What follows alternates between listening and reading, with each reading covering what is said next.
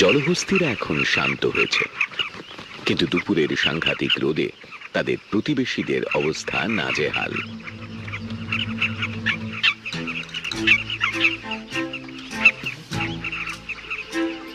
গ্রাসল্যান্ডের আশেপাশে যত নদী আছে সেখানে কারমাইন বি ইটার্সদের কলোনি দেখা যায়।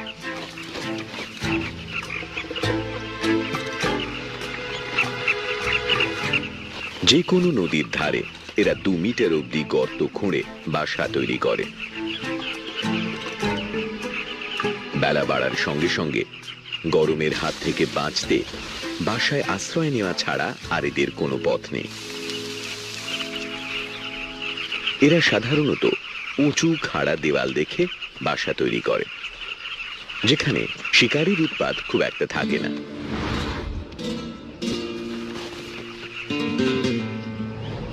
কিন্তু বাসার দখল নিয়ে এদের মধ্যে রীতিমতো যুদ্ধ চলে।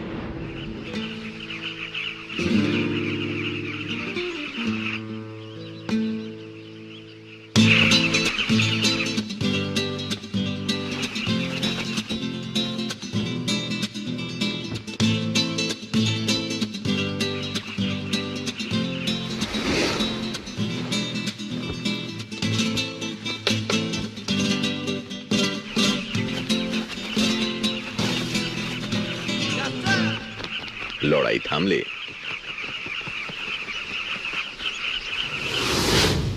এরা গরম না কমা পর্যন্ত এখানেই বিশ্রাম করে।